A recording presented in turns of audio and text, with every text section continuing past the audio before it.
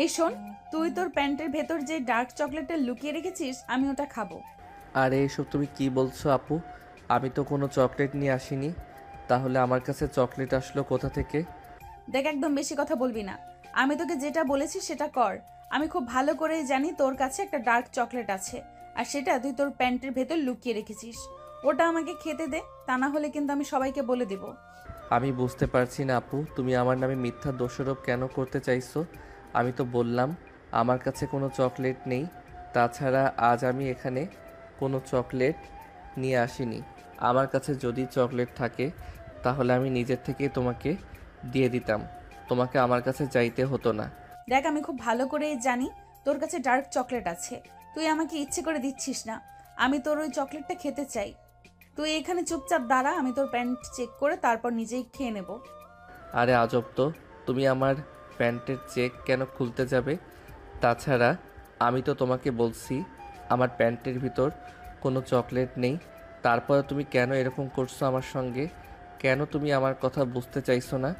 কিন্তু রিহা তার কোনো কথাই শুনল না। রুমের দরজাটা বন্ধ করে দিয়ে সঙ্গে সঙ্গে সে রাজকে ধাক্কা দিয়ে বিছানার উপরে ফেলে দিল। আরে আপু, ছি ছি, তুমি এটা কি করছো? তুমি আমার ওটাতে হাত দিচ্ছ কেন? আমার সুরসুরি লাগছে। প্লিজ তুমি আমাকে ছেড়ে দাও। আমি কিন্তু বড় আম্মুর কাছে বলে দেব তুমি আমার ওটাতে হাত দিয়েছো। দেখ, একদম কথা বলবি না। চুপচাপ শুয়ে থাক। তোকে এতক্ষণ ধরে বলছিলাম আমাকে চকলেটটা একটু খেতে দে, কিন্তু তুই আমাকে চকলেটটা খেতে দিচ্ছিলি না। এখন দেখ আমি কি করে খাই। আরে আপু, তুমি তো আমার কাছে চকলেট চেয়েছিলে, কিন্তু এখানে তো কোনো চকলেট নেই। তুমি আমার ওটাতে এভাবে মুক্তি চাও কেন? প্লিজ এরকম করো না, আমার কেমন যেন লাগছে। প্লিজ আমাকে ছেড়ে দাও। বললাম না কোনো কথা বলবি না। চুপচাপ শুয়ে থাক। আমি আজ চকলেটটা ইচ্ছা মতো খাবো, তারপর তোকে এখান থেকে যেতে দিব। আর যদি তুই একটাও কথা বলিস তাহলে কিন্তু আমি ছোট আম্মুকে দিয়ে তোকে মার খাওয়াবো, মনে রাখিস। দারুণ টেস্ট। তুই একবার আমারটা চেটে দেখবি। তোমার আবার কি চেটে দেখব আমি? দেখো, একদম উল্টাপাল্টা কথা বলবে না তুমি। আর যেটা করেছে খুব খারাপ করেছো। তুমি আমার ব্যক্তিগত জিনিসে হাত দিয়েছো। তোমাকে আমার ব্যক্তিগত জিনিসে হাত দেওয়ার অধিকার কিন্তু আমি কখনোই তোমাকে দেইনি। তুমি কেন করলে আমার সঙ্গে এরকম? ওই যে তোকে বলছিলাম তুই আমাকে বিয়ে কর, আমি তোকে কাছে পেতে চাই। তোকে আমার খুব ভালো লাগে আর তোর ওইটা আমার খুব পছন্দ। চলো না আমরা দুজন বিয়ে করে ফেলি। ছি ছি আপু, এসব তুমি কি বলছো? তুমি আমার বড় বোন। তাছাড়া আমি তোমার ছোট ভাই। আমাকে এসব কথা বলতে কি তোমার একটু লজ্জা করে না? নাকি তুমি কেন এরকম বলো তো? দেখ রাজ, তোকে শেষবারের মতো বলছি, একদম আমার কাছে ভালো মানুষ আসতে আসবি না। আমি ভালো মানুষদের একদমই পছন্দ করি না। আমি আমার মতোই থাকতে পছন্দ করি। তোকে আমার খুব ভালো লাগে। তোকে আমার খুব কাছে পেতে ইচ্ছে করে। প্লিজ তুই আমার জামাই হয়ে যা না। আমি আজ বড় আম্মুকে সব বলে দেব। তুমি আমাকে উল্টাপাল্টা কথা বলো নিজের ছোট ভাইকে। এসব উল্টাপাল্টা কথা বলতে তোমার একটু কি লজ্জা করে না? তুমি কেমন বেহায়া মেয়ে মানুষ, আমি সেটাই বুঝতে পারছি না। এই কথা বলতে বলতে নিজের ড্রেস ঠিক করে রাজ কোনো রকমে ওই রুম থেকে বের হয়ে চলে যায়। আর এদিকে রিহা রুমে বসে বসে মনে মনে ভাবতে থাকে রাজকে সে কি করে নিজের করে পাবে। এদিকে রাজ রিহার রুম থেকে বের হতে রিহার আম্মুর সঙ্গে দেখা হয়ে যায়। আর তখনই রাজ কান্না করতে করতে রিহার আম্মুকে বলে, বড় আম্মু, তোমার মেয়ে খুব বাজে। আজ তোমার মেয়ে আমার সঙ্গে খুব খারাপ একটা কাজ করেছে। আমার ওটাতে হাত, ও আমাকে বলে আমি নাকি ওখানে ওর জন্য ডার্ক চকলেট লুকিয়ে রেখেছি, আর তার জন্য সে এরকম করছে। আরে রাজ, এসব তুই কি বলছিস? তোর মাথা ঠিক আছে? নিজের বোনের সম্পর্কে এরকম বাজে কথা বলতে তোর একটু রুচিতে বাজছে না? ছি ছি, তোকে কত ভালো ছেলে মনে করতাম, আর তুই কিনা তলে তলে এই মতলব নিয়ে ঘুরিস, আমার মেয়ের নামে খারাপ কথা বলছিস। বড় আম্মু, তুমি আমায় ভুল বুঝেছ। আমি কোনো মিথ্যা কথা বলছি না, যা সত্য তাই বলছি। তোমার মেয়ে সত্যি আমার সঙ্গে এগুলো করেছে। চুপ কর বেয়াদব মার্কা ছেলে, তোকে এতদিন শুধু বোকা বলতাম, এখন তো দেখছি তুই বোকা না বোকা সেজে ঘুরে বেড়াতে, আর আজ সুযোগ পেয়ে আমার মেয়ের নামে এত বড় মিথ্যা কথা বলছিস। আল্লাহ জানে জীবনে আমি কত বড় পাপ করেছিলাম, যার জন্য আমাকে এই দিন দেখতে হচ্ছে। ছি ছি ছি ছি ছি, তুই এইসব কথা কি করে বলছিস? বড় আম্মু, তুমি আমার কথা বিশ্বাস করো। তুমি আমায় ভুল বুঝতেছো। আমি যা বলছি একদম সত্য কথা বলছি। আমি কোনো মিথ্যা কথা বলছি না। তাছাড়া আপনার নামে আমি কেন মিথ্যা কথা বলতে যাব? সে তো আমার নিজের বোন হয়, তাই না? হ্যাঁ, একদমই তাই। আমি এতদিন তোকে নিজের সন্তানের মতো মনে করতাম, কিন্তু তুই আজ যেটা করেছিস একদম খারাপ করে ফেলেছিস। তুই আমার মেয়ের নামে মিথ্যা কথা বলছিস। দুনিয়াতে আর কোনো মিথ্যা কথা খুঁজে পেলি না। আজ তুই আমার মেয়ের নামে যা ইচ্ছে তাই বলে যাচ্ছিস, আর আমাকে তাই বিশ্বাস করতে হবে? আজ তোর বাবা আসুক বাড়িতে, আমি তোর বাবার কাছে বিচার দেব। আমি আর আমার মেয়েকে নিয়ে তোদের সঙ্গে এই বাড়িতে থাকবো না। এতদিন ধরে তো শুধু তোর মা আমার মেয়েটার পেছনে লেগে থাকতো, এখন দেখছি তোকেও সব কিছু শিখিয়ে দিয়েছে। যাই হোক, কোনো চিন্তা করিস না, আমি আমার মেয়েকে নিয়ে তোদের সঙ্গে আর এক বাড়িতে থাকবো না। এই বলেই মিসেস রাহেলা বেগম মানে আমাদের গল্পের নায়িকার আম্মু ওখান থেকে চলে গেলেন। আসলে ভিউয়ার্স, আমার মনে হয় আপনারা মূল ঘটনাটা বুঝতে পারছেন না। তো চলুন আমি আপনাদেরকে মূল ঘটনাটা বুঝিয়ে বলি। রিহার আব্বু আর রাজের আম্মু আপন দুই ভাই। তাদের বাবা মা বেঁচে নেই। ছোটবেলা থেকেই দুই ভাই অনেক কষ্ট করে এত দূর পর্যন্ত এসেছে। নিজেদের পরিশ্রমের টাকায় বিশাল একটা কোম্পানির মালিক হয়েছেন। তারপর বিয়ে শাদী করে দুজনেই সংসার করছেন। বড় ভাই রাশিদুল ইসলামের মেয়ে রিহা আর ছোট ভাই রোহান ইসলামের ছেলে রাজ।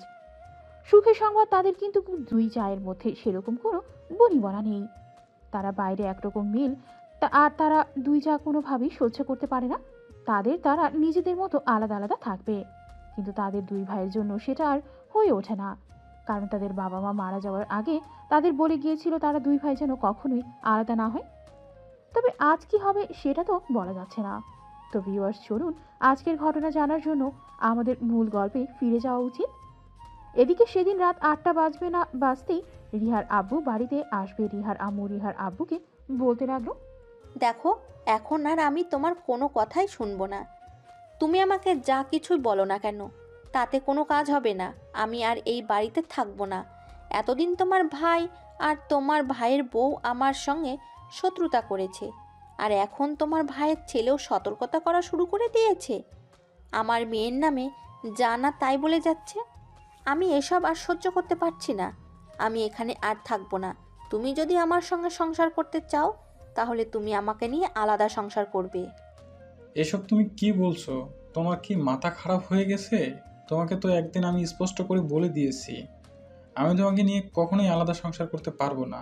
আমার বাবা মা মারা যাওয়ার আগে আমাকে বলে গিয়েছিল যেন আমি আমার ছোট ভাইকে আমার সন্তানের মতো স্নেহ করে ভালোবেসে আমার কাছে রাখি। যতদিন আমি বেঁচে থাকবো ততদিন যেন আমি তার দেখাশোনা করি। আর এখন কিনা তোমার জন্য আমি আমার ভাইকে ছেড়ে চলে যাব? এটা আমি কখনোই পারবো না। তাছাড়া বিয়ের আগেই তোমাকে আমি বলেছিলাম আমি আমার ভাইকে ছাড়া কখনোই থাকবো না। ও আচ্ছা, এই ব্যাপার। তাহলে ঠিক আছে, তাহলে তুমি ধরে নাও আমি তোমার সঙ্গে আর সংসার করছি না। কারণ যে বাড়িতে আমার সঙ্গে শত্রুতা করা হবে, বেশ ভালো কথা, কিন্তু তাই বলে আমার মেয়ের সঙ্গে শত্রুতা করা হবে, এটা তো আমি কোনোভাবেই সহ্য করব না। তাই আমি আর এই বাড়িতে এক মুহূর্ত থাকবো না। আমি আমার মেয়েকে নিয়ে আমার বাবার বাড়িতে চলে যাব। তুমি এই বাড়ি থেকে চলে যাচ্ছ? যাও, সে তো বেশ ভালো কথা, কিন্তু তুমি আমার মেয়েকে কেন নিয়ে যাবে? আমার মেয়ে আমার সঙ্গে আমার বাড়িতেই থাকবে, কারণ আমার জীবনের দুইটা অংশ। প্রথম অংশ হলো আমার ভাই আর তার ফ্যামিলি, আর দ্বিতীয় অংশ হলো আমার মেয়ে। আমার মেয়েকে আমি কোনোভাবেই তোমার সঙ্গে নিয়ে যেতে দেব না। তাছাড়া তুমি বললেই তো আর মেয়ে তোমার সঙ্গে চলে যাবে না। ও আচ্ছা, এই ব্যাপার তাহলে। ঠিক আছে, কোনো সমস্যা নেই। আমার মেয়ে নিজেই তোমাকে বলবে যে সে তোমার সঙ্গে এই বাড়িতে থাকবে না, সে আমার সঙ্গে থাকবে এবং আলাদা বাড়িতে থাকবে। তখন দেখি তুমি কি করতে পারো। এই কথা বলেই রিহার আম্মু রিহাকে রাখতে লাগলো। আর রিহা তার আম্মুর ডাক শুনে ড্রয়িং রুমে চলে আসে। দেখতে পারে ড্রয়িং রুমে ছোটখাটো একটা বিশ্বযুদ্ধ শুরু হয়ে গেছে। আর ঠিক তখনই রাজের আব্বু অফিস থেকে আসে। বাড়িতেই চিৎকার আর হুইল শুনে রাজের আব্বু আর তার বড় ভাইকে জিজ্ঞাসা করে, কি ব্যাপার ভাইয়া, কি হয়েছে? বাড়িতে এত চিৎকার চেঁচামেচি কেন? মেয়ে যদি নিজের থেকে বলে যে সে তোমার সঙ্গে চলে যাবে, তাহলেই যেতে পারবে। জানি না ভাই, আমাদের এই বউ দুইটা কি শুরু করে দিয়েছে। আমাদের দুই ভাইকে একসঙ্গে থাকতে দিচ্ছে না ওরা। কেন এরকম করছে? ওরা কি ভেবেছে? ওরা এরকম করলেই আমরা দুই ভাই আলাদা হয়ে যাব? কখনোই না। সে নাকি রিহাকে নিয়ে এই বাড়ি থেকে চলে যাবে। আমিও স্পষ্ট বলে দিয়েছি, রিহা যদি ওর সঙ্গে যেতে চায় তাহলে ওই রিহাকে নিয়ে যেতে পারবেন, নয়তো ওর যেখানে ইচ্ছা ওখানে চলে যাক। দেখো ভাইয়া, এটা কিন্তু একদম ঠিক হচ্ছে না। ভাবি তোমায় বিয়ে করা বউ, তার কথা মেনে চলা তোমার কর্তব্য। তাই আমি বলবো তুমি তোমার বউকে নিয়ে আলাদা সংসার করো, আমার কোনো আপত্তি নেই। তুমি যদি বলো তাহলে এই বাড়ি ছেড়ে আমি চলে যাব আমার বউ বাচ্চা নিয়ে। তোর কি মাথা খারাপ হয়ে গেছে নাকি যে পরের বাড়ির মেয়ের জন্য আমি আমার ভাইকে ছেড়ে দেব? আমি কখনোই এরকম কিছুই করব না। আমি যতদিন বেঁচে আছি ততদিন তোদের সঙ্গেই থাকবো। আমি ততদিন তোকে আমার বুকেই আগলে রাখবো। আমি বেঁচে থাকতে কোনোদিনও তোকে এটা বুঝতে দেব না যে তুই একা। কিন্তু ভাইয়া, তারপরে আমি তোমাকে রিকোয়েস্ট করে বলছি, তুমি ভাবির সঙ্গে এমনটা করতে পারো না। সে তোমার বিয়ে করা বউ। প্রত্যেকটা মেয়ে বিয়ের পরে স্বাধীনতা পেতে চায়, নিজেদের মতো করে বাঁচতে চায়। তুমি তোমার ভাইয়ের দায়িত্ব পালন করতে গিয়ে স্বামীর দায়িত্ব থেকে নিজেকে সরিয়ে নিতে পারো না। তুমি ভাবির সঙ্গে কথা বলো এবং সবটা মিটিয়ে নাও। আর কোনো কিছুই সম্ভব নয়। এতদিন তোমাদের জন্য আমার সংসারে যথেষ্ট অশান্তি হয়েছে। আমি চাই না আর তোমাদের জন্য আমার সংসারে কোনো অশান্তি হোক। এতদিন শুধু তুমি আর তোমার বউ আমাদের সঙ্গে ঝামেলা করেছো, আর এখন তোমার ছেলেটাও এটাতে যুক্ত হয়েছে। তোমার ছেলেটাও আমার মেয়ের নামে যা ইচ্ছে তাই বলেছে। এসব আমি আর সহ্য করব না। কেন ভাবি, আমার ছেলে আবার কি করলো? আমার ছেলেকে তো আমি যতদূর জানি সে প্রয়োজনের বেশি কারোর সঙ্গে কথাই বলে না। তাহলে আমার ছেলে আবার কি ঝামেলা করলো? দেখো, আমি খুব ভালো করেই জানি এটা তোমাদের জামাই বউয়ের চক্রান্ত। তোমরা ইচ্ছে করে তোমার ছেলেকে নিয়ে এগুলো শিখিয়ে দিয়েছো, তাই আর সাধু সাজতে এসো না। দেখো ভাবি, আমাদের সেরকম কোনোদিনই ছিল না, আর কোনোদিন হবেও না। তাছাড়া আমার বউকে আমি খুব ভালো করেই চিনি। সে তোমাকে নিজের বোনের মতো দেখে, কিন্তু তুমি তাকে সহ্য করতে পারো না। তাই তুমি ইচ্ছে করে ওর নামে উল্টোপাল্টা কথা বলো। যদিও এ ব্যাপারে আমি কোনোদিন তোমাকে কিছু বলিনি, আমি বারবার আমার বউকে শাসন করে গেছি। কিন্তু আর তুমি আমার ছেলেকে নিয়ে কথা বলছো। আচ্ছা, কি হয়েছে খুলে বলো তো শুনি। তারপর যদি আমার মনে হয় যে আমার ছেলের ভুল, তাহলে আমি নিজে এই বাড়ি ছেড়ে চলে যাব। ও তাই নাকি? আচ্ছা, তাহলে তো খুব ভালো হলো। তাহলে তুমি নিজেই তোমার ছেলেকে জিজ্ঞাসা করো ও কি বলেছিল আমার কাছে আমার মেয়ের নামে। আচ্ছা ঠিক আছে, তুমি ওয়েট করো। রাজ, এই রাজ, কই তুমি? একবার ড্রয়িং রুমে আসো। রাজ তখন নিজের রুমে বসে বসে মোবাইলে ভিডিও গেম খেলছিল। তার বাবার গলার আওয়াজ শুনতে পেয়ে সে মোবাইলটা রেখে ধরে ড্রয়িং রুমে চলে আসে, আর ড্রয়িং রুমে এসে দেখে বাড়ির সবাই সেখানে উপস্থিত। সে অনেকটা অবাক হয়ে তার আব্বুকে বলে, আসসালামু আলাইকুম আব্বু, কি হয়েছে? তুমি এভাবে আমাকে ডাকছো কেন? তাছাড়া তোমরা সবাই এখানে এভাবে রাগান্বিত হয়ে বসে আছো কেন? ওয়ালাইকুম আসসালাম। এখানে সব কিছু তোমাকে নিয়ে হচ্ছে। আচ্ছা, তুমি আমাকে একটা সত্য কথা বলো তো, বাড়িতে কি হয়েছে? তুমি তোমার রিহা আপুর নামে বড় আম্মুর কাছে কি বিচার দিয়েছো? আব্বু, আসলে যা হয়েছে আমি তাই বলেছি। আমি কোনো মিথ্যা কথা বলিনি। তুমি প্লিজ আমাকে বিশ্বাস করো। বাবা, আমি সেটাই তোমাকে জিজ্ঞেস করেছি, কি হয়েছে? তুমি সবটা সত্য ঘটনা আমাদের সামনে খুলে বলো। অতঃপর রাজ সবার সামনে সব সত্য খুলে বলল। এদিকে রিহার আম্মু তো তেলে বেগুনে জ্বলে উঠল। তার মেয়ে কোনোভাবেই এই কাজ করতেই পারে না। কিন্তু রিহার আব্বু সুস্থ এবং স্বাভাবিক মাথায় রিহাকে প্রশ্ন করে, রিয়া, আমি কারোর কোনো কথাই শুনবো না। আমি তোমার মুখ থেকে সবটা শুনতে চাই। তুমি সত্যি করে বলো কি হয়েছে এখানে। আমি আশা করি তুমি আমার কাছে কোনো মিথ্যা কথা বলবে না। আব্বু, রাজ যা বলছে একদম সব সত্য কথা। আসলে রাজকে আমি পছন্দ করি, কিন্তু সে আমার থেকে বয়সে ছোট আর একটু বোকা বোকা টাইপের। তাছাড়া সে আমাকে একটুও পাত্তা দেয় না। আমি রাজকে বিয়ে করতে চাই। কথাটা বলা মাত্রই রিহার আব্বু রিহার দুই গালে ঠাস ঠাস করে ব্যাস কয়েকটা চড় বসিয়ে দেয়। বলতেই লাগলেন, সিসি, তুমি আমার মেয়ে, এটা ভাবতেই আমার লজ্জা লাগছে। তুমি আমার মেয়ে হয়ে এসব নোংরা কথা বলতে পারছো? রাজ তোমার ছোট ভাই, আর তুমি কিনা তার সঙ্গে এসব করেছো। আমি তো ভেবেছিলাম তুমি আমার মেয়ে আমার মতোই ভদ্র হবে, কিন্তু তোমার ভিতরে যে এত কিছু সেটা তো আমি কোনোদিনই বুঝতে পারিনি। আমার ভাবতেই লজ্জা লাগছে আমি তোমার মতো মেয়ে জন্ম দিয়েছি। আরে ভাইয়া, ওরা দুজনে ছোট মানুষ, ওরা যা করেছে ভুল করেছে। আমরা তো আছি, আমরা এটা ভেবে দেখতে পারি। তাই বলে তুমি রিহার গায়ে হাত তুলবে, এটা কিন্তু তোমার একদমই উচিত হয়নি। তুই কাকে ছোট বলছিস? এই মেয়েটা তার মায়ের মতোই হয়েছে। মানুষের পিছনে পড়ে থাকা ছাড়া আর কোনো কাজ নেই। এই মেয়েটা ভাবলো কি করে সে আমার ভাইয়ের ছেলের নামে এত বড় একটা মিথ্যা কথা বলবে? আর আমি এটা বিশ্বাস করি না, কখনোই না। আমি এটা সহ্য করব না। তোমরা মা মেয়ে দুজনেই আমার বাড়ি থেকে বের হয়ে যাও। আমি তোমাদের দেখতে চাই না। দেখো আব্বু, ভালোবাসা কোনো অপরাধ নয়। আমি রাজকে ভালোবাসি। আমি ভুল কোনো কথা বলছি না। আমি যা বলছি একদম সত্যি কথাই বলছি। রাজ যদি আমার না হয় তাহলে কিন্তু আমি পৃথিবীর কোনো মেয়ের হতে দেব না। আমি তার জীবনে এমন একটা সমস্যা হয়ে দাঁড়াবো যেটা হাজার চেষ্টা করলেও উপড়ে ফেলতে পারবে না। রেহানা, এখন কিন্তু আমার খুব বেশি মেজাজ খারাপ হচ্ছে। তুমি তোমার মেয়েকে নিয়ে আমার চোখের সামনে থেকে চলে যাও। আমি তোমাদের মেয়ে আমি তোমাদের মা মেয়ে দুজনকেই এখানে দেখতে চাইছি না। দেখবে কি করে? তোমার তো চোখ অন্ধ হয়ে আছে। ঠিক আছে, কোনো সমস্যা নেই। আমি আমার মেয়েকে নিয়ে এই বাড়ি থেকে চলে যাব। তারপর তুমি তোমার ভাই আর বাকি সবাইকে নিয়ে ভালো থাকো। তুমি তো এটাই চেয়েছিলে আমি এখান থেকে চলে যাই। তাছাড়া তুমি একা কেন চাইবে? তোমার ভাই, তোমার ভাইয়ের বউ, তোমরা সবাই তো চাও আমি এখান থেকে চলে যাই। ভাবি প্লিজ, তুমি তোমার মাথা ঠান্ডা করো আর রেহাকে নিয়ে রুমে চলে যাও। আমি ভাইয়ের সঙ্গে কথা বলছি। তোমরা দুজনেই নিজেদেরকে শান্ত করো এবং উত্তেজিত হয়ে কোনো সিদ্ধান্ত নিও না। প্লিজ, আমি তোমার রিকোয়েস্ট করে বলছি। দেখো, জুতা মেরে গরুদান করার কোনো প্রয়োজন নেই। আমি খুব ভালো করেই জানি এটা তোমাদের চক্রান্ত। তোমরা ইচ্ছে করেই আমাদের সঙ্গে এরকমটা করছো যেন আমরা এখান থেকে চলে যাই, আর তারপর আমাদের সমস্ত সম্পত্তি তোমরা আত্মসাৎ করতে পারো। কিন্তু বিশ্বাস করো, তোমরা এটা করতে পারবে না। আমি কিন্তু কোনোভাবেই আমার মেয়ের অধিকার ছেড়ে দেব না। আমার মেয়ের অধিকার আমি আদায় করেই নেব। দেখো, আমি আবার বলছি, তোমরা ভুল করছো। আমার কিন্তু সেরকম কোনো উদ্দেশ্য নেই। আমি যদি আমার ভাইকে এখন বলি, আমার ভাই তার সমস্ত সম্পত্তি আমার নামে লিখে দিতে দুবার চিন্তা করবে না। কিন্তু আমি সেটা করব না, কারণ বাবা মারা যাওয়ার পর আমার ভাই অনেক কষ্ট করে আমাকে পড়াশোনা করিয়ে মানুষ করে তুলেছেন, আর তারপর এই ব্যবসা দাঁড় করিয়েছে। আমি আমার ভাইয়ের সঙ্গে কোনোদিন প্রতারণা করব না। তাই তোমরা এসব চিন্তা কোনোদিন ভুলেও মাথায় এনো না। এদিকে রিহার আম্মু রাজের আব্বুর কথা না শুনে মুখটাকে একটা ভেঙচি মেরে রিহাকে নিয়ে সেইখান থেকে চলে গেল।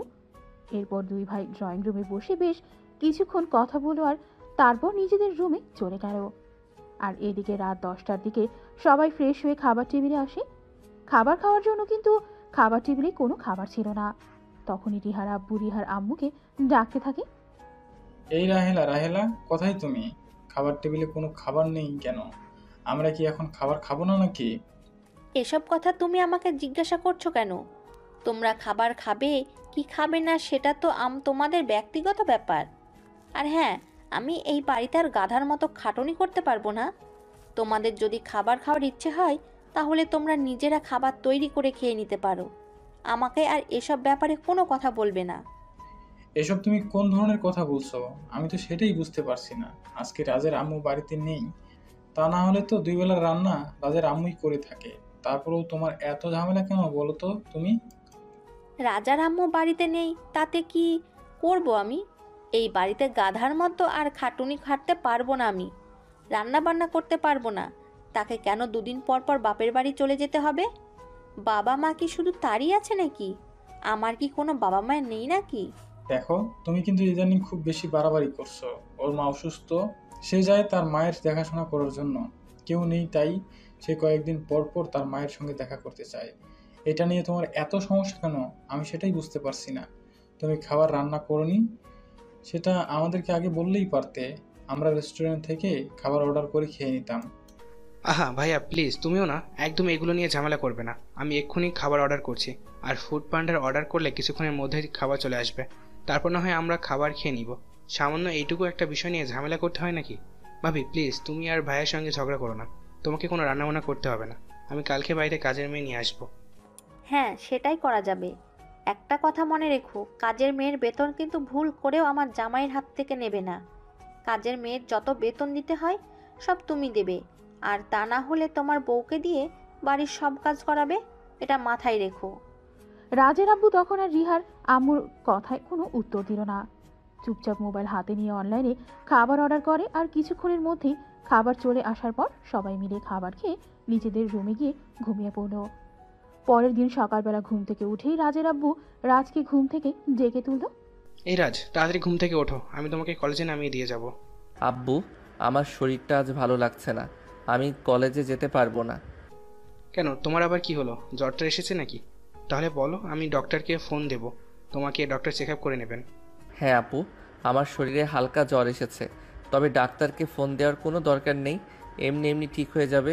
আমি মেডিসিন খেয়ে নেব। সেটা বললে হয় নাকি বাবা? এদিকে মা বাড়িতে নেই, তোমার সেবা যত্ন কে করবে? আমি ডাক্তারকে ফোন করে বলে দিচ্ছি, ডাক্তার এসে তোমার চেক আপ করবে, যা ওষুধ লাগবে দিয়ে যাবে। আর তোমার জন্য আমি খাবার অর্ডার করে দিয়েছি, খাবার চলে আসলে তুমি খাবারটা খেয়ে নিও। আর আমি অফিসে চলে যাচ্ছি। তোমার বড় আম্মু কোনো কথা বললে ওনার সঙ্গে কিন্তু কোনো উত্তর দিবে না, এটা আমি তোমাকে বলে গেলাম। ঠিক আছে আব্বু, আমি বড় আম্মুর সঙ্গে কোনো উত্তর দেব না, কিন্তু আপুকে বলে দাও সে যেন আমার কাছে না আসে। আপুকে দেখলেই আমার ভয় লাগে। ঠিক আছে আব্বু, আমি বড় আম্মুর সঙ্গে কোনো উত্তর দেব না, কিন্তু আপুকে বলে দাও সে যেন আমার কাছে না আসে। আপুকে দেখলে আমার ভয় লাগে, সে আমার শরীরে হাত দেয়। রাজ লক্ষ্মী বাবা আমার এমন কথা বলে না, সে তোমার বড় বোন হয়, সে তোমাকে আদর করে ভালোবাসে, তাই তোমার কাছে এসে তোমাকে শরীরে স্পর্শ করে আদর করে দেয়। তাই বলে এগুলোকে খারাপভাবে নিতে হয় না বাবা। কিন্তু বাবা, তুমি আমার কথা বিশ্বাস করো, আপু আমার ওটাতে হাত দেয়, তুমি কেন আমার কথা বিশ্বাস করছো না? চুপ করো বাবা, আমি ডক্টরকে ফোন দিয়ে বলে দিচ্ছি, ডক্টর এসে তোমাকে মেডিসিন দিয়ে যাবে। এখন চুপচাপ শুয়ে থাকো, আর কোনো বাজে কথা বলবে না। আর তুমি যদি এসব বাজে কথা আবার বলো তাহলে কিন্তু আমি তোমাকে খুব বকা দিব। এই কথা বলে তখনই রাজের আব্বু রাজের রুম থেকে বের হয়ে সোজা অফিসে চলে গেলেন। আর এদিকে রাজের আম্মু ছিল তার নানার বাড়িতে। রাজের নানু খুব অসুস্থ ছিল। তখন রাজ নিজের মোবাইলটা বের করে তার আব্বুকে ফোন দেয় আর বলে, আসসালামু আলাইকুম আম্মু, কেমন আছো তুমি? ওয়ালাইকুম আসসালাম বাবা, এই তো আল্লাহর অশেষ রহমতে ভালোই আছি। তোমার কি অবস্থা? তুমি কেমন আছো? তাছাড়া তুমি এই সময়ে ফোন করেছো, কলেজে যাওনি নাকি? আম্মু, আসলে আমার শরীরটা ভালো নেই, শরীরে একটু জ্বর এসেছে, তাই আজ কলেজে যেতে পারিনি। নানুর শরীরের কি অবস্থা? আগের মতোই আছে নাকি আগের চাইতে একটু ভালো? এই তো বাবা, আলহামদুলিল্লাহ আগের চাইতে অনেকটাই ভালো আছে। তোমার নানুকে নিয়ে পড়েছি একটা বিশাল ঝামেলায়। তোমার নানুকে কত করে বলছি আমার সঙ্গে আমাদের বাড়ি চলে যেতে, কিন্তু তোমার নানু কোনোভাবে সেখানে যেতে রাজি হচ্ছে না। সেই জন্যই যত সমস্যা তোমার নানুকে নিয়ে। আমাদের বাড়িতে চলে গেলেই তো কোনো সমস্যা থাকবে না। আমি ওই বাড়িতে থেকেই তোমার নানুর সমস্ত সেবা যত্ন করতে পারতাম। হ্যাঁ আম্মু, তুমি এটাই করো, নানুকে নিয়ে আমাদের বাড়িতে চলে আসো। জানো বড় আম্মু, কাল কিছুই রান্না করেনি, রাতের খাবার আমাদের হোটেল থেকে এনে খেতে হয়েছে। এখনও মনে হয় বড় আম্মু রান্না করবে না। আব্বু বলেছে আমার জন্য রেস্টুরেন্ট থেকে খাবার পাঠিয়ে দেবে, তুমি তাড়াতাড়ি চলে আসো। আমি বাইরের খাবার খেতে পারি না, বাইরে খাবার খেতে আমার একদমই ভালো লাগে না। এসব কি বলছো বাবা? আমি দুদিনের জন্য আমাদের বাড়িতে এসেছি, আর তোমার বড় আম্মু তোমাদেরকে রান্না করে খেতে দেয়নি কেন? সেই রকম করছে। আমি বাড়িতে থাকলে তো আমি সবার জন্যই নিজের হাতে খাবার তৈরি করি, কখনোই তো কাউকে বাইরের থেকে খাবার এনে খেতে হয় না। তাহলে তোমার বড় আম্মু কেমনে করছে?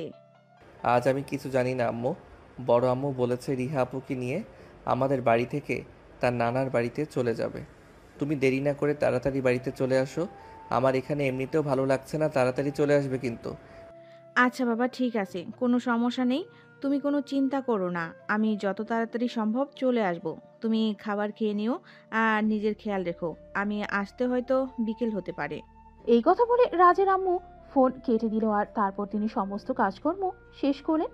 আর কাজ শেষ করতে করতে দুপুর গড়িয়ে গেল। আর তারপরেই তিনি বাবার বাড়ি থেকে বের হয়ে পড়লেন নিজের শ্বশুর বাড়ির উদ্দেশ্যে। বাড়িতে এসে পৌঁছাতে পৌঁছাতে প্রায় সন্ধ্যা হয়ে আসতো। তিনি বাড়িতে ঢুকতে ঢুকতেই শুনতে পেলেন, ও ভেবেছে কি ও বাবার বাড়িতে গিয়ে রাজরানীর মতো ঘুরে বেড়াবে আর আমি এখানে চাকরানির মতো কাজ করব? এটা কখনোই হতে পারে না। আমার সঙ্গে এক হাঁড়িতে খেতে হলে আমার বাড়িতে রান্না বান্না থেকে শুরু করে সমস্ত কাজ করতে হবে। তা না হলে আমি কখনো এই মেয়েটার সঙ্গে একসঙ্গে খাবো না, আর এক বাড়িতে থাকবও না। এসব তুমি কি বলছো ভাবি? বাড়িতে সমস্ত কাজ তো আমি করে থাকি, তোমাকে তো কখনোই কোনো কাজ করতে হয় না। তুমি তো শুধু নিজের খাবারটা নিজে নিয়ে খাও, তাছাড়া তো সব কাজই আমি করি। তাহলে আবার এই কথাগুলো বলছো কেন? তাছাড়া আমার মা খুব অসুস্থ, সেই জন্যই তো আমি আমার মায়ের সঙ্গে দেখা করতে গিয়েছিলাম। তুমি তো খুব ভালো করে জানো আমার মায়ের আমি ছাড়া পৃথিবীতে অন্য কেউ নেই। তাহলে যদি আমি আমার মায়ের খেয়াল না রাখি তাহলে কে আমার মায়ের খেয়াল রাখবে? দেখো, আমি এত কথা শুনতে চাই না। তোকে আমি পরিষ্কার জানিয়ে দিয়েছি, তুই যদি এই বাড়িতে আমার সঙ্গে এক হাঁড়িতে খাবার খেতে চাস তাহলে বাড়ির সমস্ত কাজ তোকেই করতে হবে। তা না হলে কিন্তু তুই আমার সঙ্গে কোনোভাবেই থাকতে পারবি না। কারণ তোরা মা ছেলে যা শুরু করেছিস, এরপর আমি আর তোদের ভরসা করতে পারছি না। তাই তো আমি চেয়েছিলাম আলাদা হয়ে যেতে, কিন্তু আমার জামাইটা এতই বোকা, এখনো কোনো কিছুই বুঝতে পারে না। সে শুধু তার ভাইকে নিয়েই থাকতে চায়। আমার জামাইটা এরকম কেন, সেটাই তো বুঝতে পারছি না। দেখো ভাবি, তুমি আমার সঙ্গে থাকতে চাও না সেটা ভালো কথা, তাই বলে তুমি এভাবে আমার নামে মিথ্যা কথা বলবে নাকি আমাকে যা ইচ্ছা তাই বলবে নাকি? এমনটা তো হতে পারে না। তোমার যদি আমার সঙ্গে থাকার ইচ্ছা নাই থাকে তাহলে তুমি ভাইয়াকে বুঝিয়ে বলো, আর তারপর ভাইয়াকে নিয়ে তুমি আলাদা সংসার করো। আমি তো তোমাকে কোনো নিষেধ করিনি, তাহলে তুমি আমার নামে এভাবে মিথ্যা কথা কেন বলো? আর আমার ছেলেটাকে কেন এর মাঝখানে টেনে নিয়ে আসছো? তুই যেমন, তোর ছেলেটাও তেমন। তুই যেমন একটা মিথ্যাবাদী, তোর ছেলেটাও ঠিক সেই রকমই মিথ্যাবাদী হয়েছে। কাল আমার মেয়ের নামে যা ইচ্ছে তাই বলেছে। তুই কি ভেবেছিস তোরা মা ছেলে এরকম করবি আর আমি তোদেরকে কিছুই বলবো না? রাজের আম্মু তখন খুব ভালোভাবেই বুঝতে পারলো এখানে দাঁড়িয়ে থাকলে একটার পর একটা কথা শুনতেই হবে, তাই এটাই ভালো হবে এখান থেকে চলে যাওয়াটাই। রাজের আম্মু তখন আর কোনো কথা না বলে চুপচাপ সেখান থেকে চলে গেলেন। রুমে গিয়ে দেখতে পেলেন রাজ কম্বল মুড়ি দিয়ে শুয়ে আছে। রাজের শরীরে প্রচণ্ড জ্বর এসেছে। ডাক্তার ঔষধ দিয়ে গেছে, কিন্তু তাতে জ্বর সারছে না। তাই রাজের আম্মু সঙ্গে সঙ্গে রাজের বাবাকে ফোন দেয়। শুনছো, রাজের জ্বর তো কমছে না, তাহলে এখন আমি কি করব? চিন্তা করার কোনো কারণ নেই। আমি ডাক্তারের সঙ্গে কথা বলেছি, ডাক্তার বলেছে এখন সেটা সবারই হচ্ছে। চিন্তার কোনো কারণ নেই। ডাক্তার অ্যান্টিবায়োটিক দিয়ে এসেছে, 2 দিন সময় লাগবে জ্বর সারতে। আর শোনো, তুমি বড় ভাবির সঙ্গে ঝামেলা করতে যেও না। ভাবি দুটা কথা শোনালেও তুমি কিন্তু কোনো কথা বলবে না। কেন বাবু সব সময় এরকম করবে কেন? আমি তো সেটাই বুঝতে পারি না। আমি কি তার শত্রু নাকি যে সব সময় আমার সঙ্গে খারাপ ব্যবহার করবে? সে কেন আমার সঙ্গে এরকম করে বলো তো? দেখো, আমি তোমাকে যেটা বললাম তুমি সেটাই করো, একদম বেশি কথা বলবে না। তুমি খুব ভালো করে জানো আমি কুটকাসালি করা একদম পছন্দ করি না। সে তোমার বড় যা হয়, সে তোমাকে একটা কথা বলতেই পারে, তাতে কি মহাভারত অশুদ্ধ হয়ে যাবে নাকি? তুমি কিন্তু ভুল করেও তার সঙ্গে কথায় উত্তর দিতে যাবে না। এটাই আমার শেষ কথা। এই বলে রাজের আব্বু ফোন কেটে দিল। আসলে তারা দুই ভাই অনেক ভালো, আর তারা দুই ভাই খুব ভালো করেই জানে বউদেরকে প্রশ্রয় দিলে তারা মাথায় উঠে বসবে। তাই বউদেরকে এত প্রশ্রয় দিতে হয় না। তাই সবসময় তারা বউকে নিজের কন্ট্রোলে রাখতে চায়। তারা যায় না পরের বাড়ির মেয়েদের জন্য তাদের সংসারটা নষ্ট হয়ে যাক। তাই তারা সবসময় শক্ত হাতে সব কিছু সমাধান করার চেষ্টা করে। এদিকে 3 দিন পর রাজের জ্বর সেরে উঠল আর রাজ কলেজে যাওয়ার জন্য তৈরি হয়ে নিল। রুম থেকে বের হতে যাবে তখনই রিহার সঙ্গে তার দেখা হয়। কি রে, শুনলাম তুই নাকি আজ কলেজে যাচ্ছিস? হ্যাঁ, অন্য দিনের তুলনায় আজ শরীরটা একটু ভালো লাগছে, তাই ভাবছি আজ কলেজে যাব। তাছাড়া সামনেই তো এক্সাম, এখন যদি ঠিকমতো পড়াশোনা না করি তাহলে তো একদম দিতে পারবো না। আর এক্সাম দিতে না পারলে তো পরীক্ষায় পাশ করতে পারবো না। আচ্ছা ঠিক আছে, তুই আমার সঙ্গে চল, আমি ভার্সিটিতে যাওয়ার সময় তোকে কলেজে নামিয়ে দেব। না, আমি তোমার সঙ্গে যেতে পারবো না, আমি বাইকে যাব। তাছাড়া আমার বাপ আমাকে বাইক কিনে দিয়েছে কলেজে যাওয়া আসা করার জন্য, তাহলে আমি কেন তোমার সঙ্গে যেতে যাব? আমি বাইকে করে যেতে পারবো, কোনো সমস্যা নেই। তুমি তোমার মতো করে চলে যাও, আমি আমার মতো করে চলে যাব। এই বলে রাজ রিহার কথার কোনো পাত্তা না দিয়ে সেখান থেকে বের হয়ে সোজা গ্যারেজ থেকে বাইক বের করতে যাবে। তখনই রিহা রাজের হাতটা ধরে ফেলে আর একটানে নিজের বুকের সঙ্গে মিশিয়ে নেয়। এটা থেকে রাজ অনেকটাই ভয় পেয়ে যায় আর বলে, আরে আপু, তুমি এটা কি করছো? তুমি আমার হাতটা ছেড়ে দাও প্লিজ। আমার কলেজের টাইম হয়ে গেছে, এমনিতেই অনেক দিন ধরে কলেজে যাই না। আজ কলেজে গেলে স্যারের অনেকগুলো কথা শুনতে হবে, তার উপর আবার যদি লেট করে যাই তাহলে তো আর কোনো উপায় থাকবে না। অনেকদিন পর রুম থেকে বের হয়েছিস, তোর রুমে যাওয়ার অনুমতি নেই, তাই যেতে পারিনি।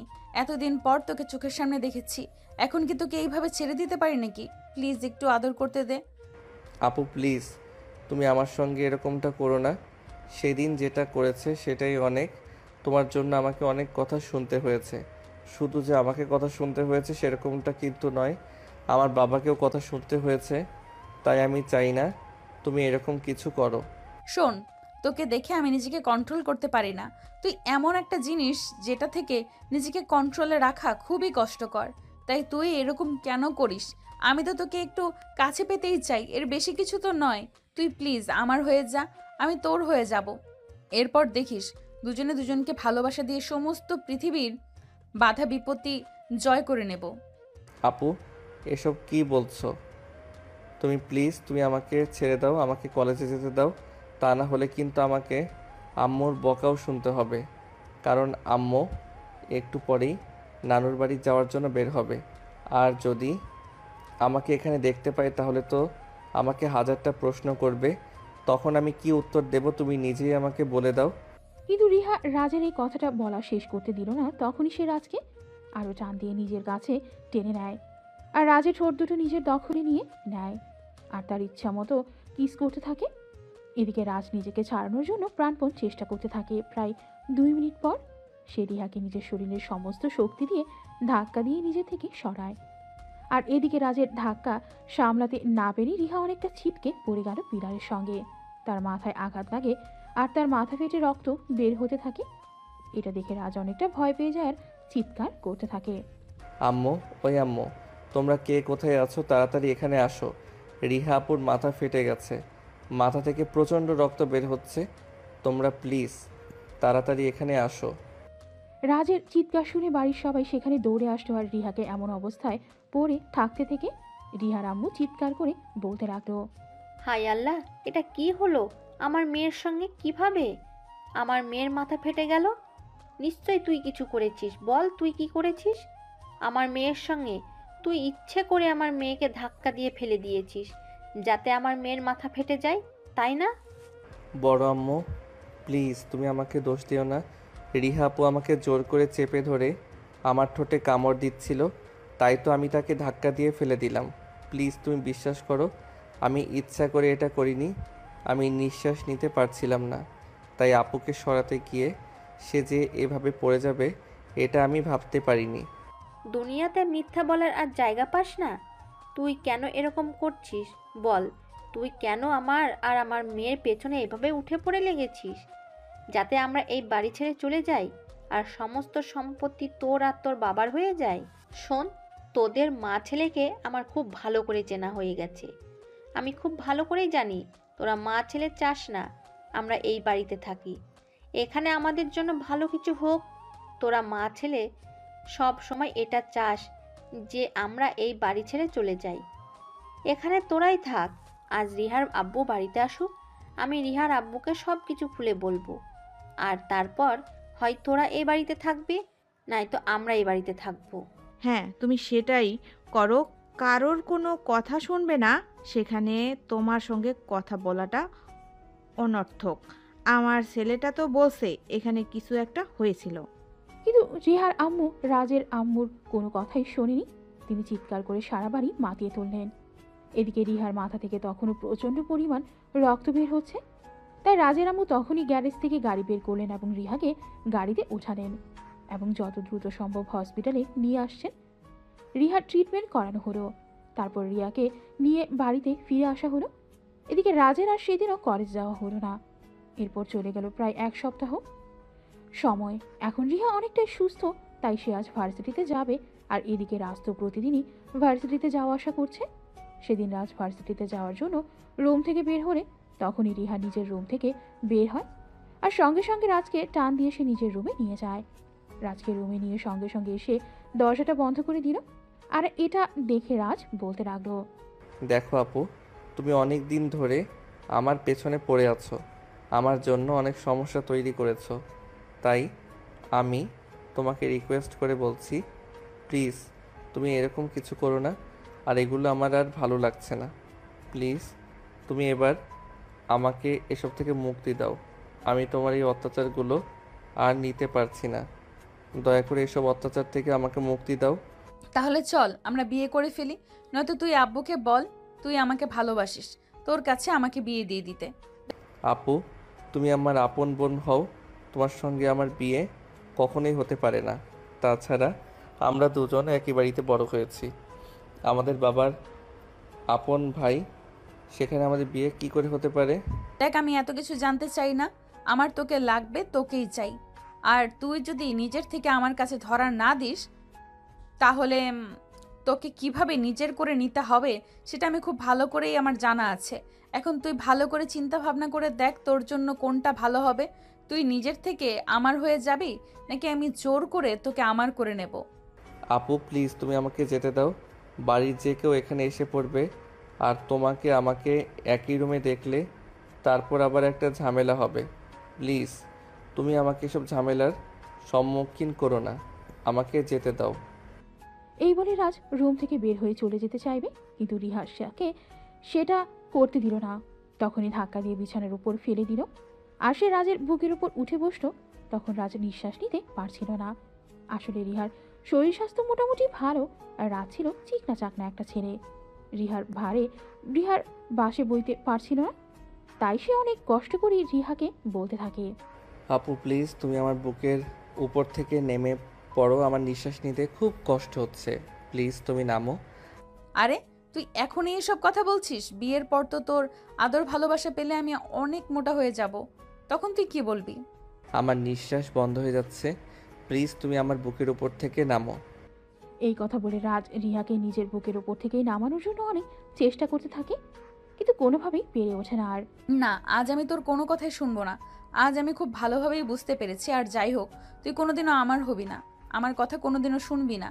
তাই তোকে যেইভাবেই হোক আমার করে নিতেই হবে। আর তোকে আমার করে নেওয়ার জন্য আমাকে চাই কিছু করতে হোক, আমি করতে রাজি আছি। এই কথা বলে রিহা আবারও রাজের ঠোঁট দুটো নিয়ে দখলে নিয়ে চুষতে থাকে। শুধু রাজের ঠোঁটে এসে সীমাবদ্ধ থাকলো না, রাজের গলায় আর সব স্পর্শগত জায়গায় স্পর্শ করতে লাগলো নিজের ঠোঁট দিয়ে, আর ইচ্ছে মতো চুমু দিতে লাগলো। অপরদিকে সে ততক্ষণে রাজের শরীর থেকে সমস্ত কাপড় খুলে নিয়েছে। এদিকে রাজ তো লজ্জায় মরে যাবার মতো অবস্থা। আরে আপু এসব তুমি কি করছো? তুই আমার শরীর থেকে কাপড়গুলো কেন করছো? একদম চুপচাপ শুয়ে থাক, কোনো কথা বলবি না, তাহলে কিন্তু তোর সঙ্গে খারাপ কিছু হয়ে যেতে পারে।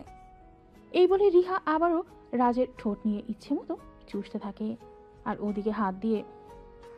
এই কথা চিন্তা করতে করতেই রাজের আম্মুর রিহা রুমের দরজায় নক করে।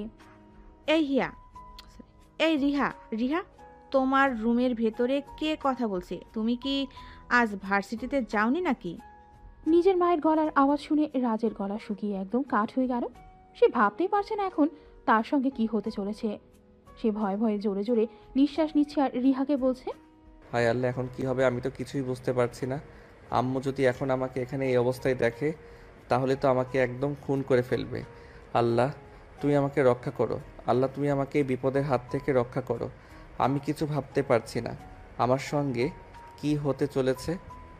এই হারামজাদা চুপ কর, একদম কোনো কথা বলবি না, আমি বিষয়টা সামলে নিচ্ছি। তোকে ভয় পেতে হবে না, আর ভয় পাওয়ার কোনো কারণ নেই। যেখানে আমি আছি সেখানে তুই ভয় পাবি কেন? এভাবেই দুজনের মধ্যে কথা চলছিল। তখন আবার রাজের আম্মু দরজার ওপাশ থেকে নক করে বলতে থাকে, কি হলো রিহা? আমি তোমাকে কোনো প্রশ্ন করছি, তুমি আমার কথার উত্তর করছো না কেন? তুমি রুমের ভেতর কার সঙ্গে গল্প করছো? তোমার ওখানে কে আছে বলো আমাকে। ছোট আম্মু, আমি আবার কার সঙ্গে কথা বলবো? এই তো বন্ধুদের সাথে গ্রুপ স্টাডি করছি, কোনো সমস্যা নেই। আর আজ আমার ভার্সিটি বন্ধ, তাই ভার্সিটিতে যাওয়া হয়নি। ও আচ্ছা, এই ব্যাপার, ঠিক আছে, কোনো সমস্যা নেই। একটা কাজ করো, তোমার সঙ্গে আমার একটু কথা আছে, তুমি একবার আমার রুমে আসো। ঠিক আছে আম্মু, কোনো সমস্যা নেই।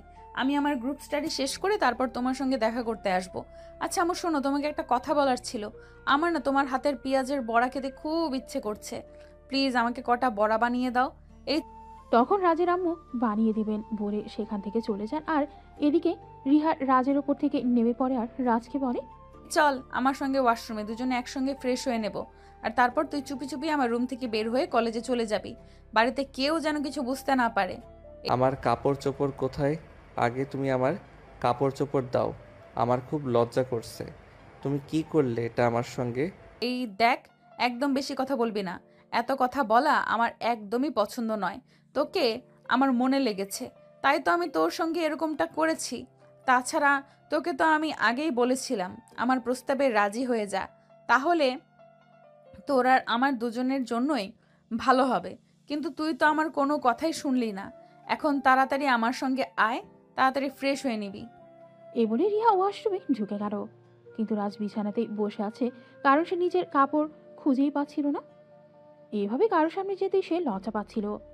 এদিকে রিহা প্রায় 10 মিনিট পর ফ্রেশ হয়ে ওয়াশরুম থেকে বেরিয়ে এসে দেখলো রাজ তখনও বিছানার উপর বসে আছে। এটা দেখে রিহা অনেকটাই রেগে গেল আর রাজকে বলতে লাগলো, কিরে, কি ব্যাপার, কি সমস্যা তোর? তুই এখন এখানে বসে আছিস কেন হাবলার মতো?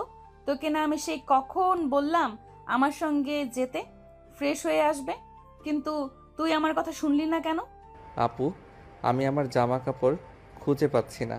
আমি এখানে এভাবে কিভাবে বের হব? আমার খুব লজ্জা করছে। প্লিজ তুমি আমার জামা কাপড়গুলো খুঁজে এনে দাও, তারপর আমি এখান থেকে বের হচ্ছি। রিহা তখন হাসতে হাসতে রাজের কাপড়গুলো খুঁজে এনে দিল। আর তারপরও রাজ সেগুলো গায়ে দিয়ে ওয়াশরুমে ঢুকে ফ্রেশ হয়ে নিল। আর তারপর চুপি চুপি বাসা থেকে বের হয়ে কলেজে চলে যায়। আর এরপর চলে যায় আরও বেশ কিছুদিন। আজ ছিল রিহার জন্মদিন। সারা বাড়িতে উৎসবমুখর পরিবেশ, কারণ রিহা হলো এই পরিবারের বড় মেয়ে, তাই সবাই তাকে অনেক বেশি ভালোবাসে। আর রাজ, রিহার জন্মদিনে সবাই আনন্দ উল্লাস করবে না, এরকমটা হয় নাকি? আজ সারা বাড়ি অনেক সুন্দর করে সাজানো হয়েছে, কারণ রিহা এই বছর 19 পেরিয়ে 20-তে পা দেবে। তাই দুপুর থেকে বাড়িতে মেহমান আসা শুরু করেছে। রিহার বাবাও এবছর মেয়ের জন্মদিন অনেক ধুমধাম করে পালন করতে চান, তাই তিনি মেয়ের জন্মদিনে মেয়েকে ডায়মন্ড নেকলেস গিফট করেছেন। রিহা মামুনি, এই নাও তোমার জন্মদিনের উপহার। আশা করি এটা তোমার অন্যান্য জন্মদিনের তুলনায় স্পেশাল। থ্যাংক ইউ আব্বু, থ্যাংক ইউ সো মাচ। তুমি আমার কোনো ইচ্ছেই অপূর্ণ রাখুনি। আমার অনেক দিনের ইচ্ছে ছিল ডায়মন্ড নেকলেস করার, আর আছে সেটা তুমি এনে দিয়েছো। তুমি আমার একমাত্র মেয়ে রাজকন্যা, তোমার মনের ইচ্ছা পূরণ না করে কি থাকতে পারি নাকি? থ্যাংক ইউ আব্বু, থ্যাংক ইউ সো মাচ। সত্যি তুমি অনেক ভালো বাবা।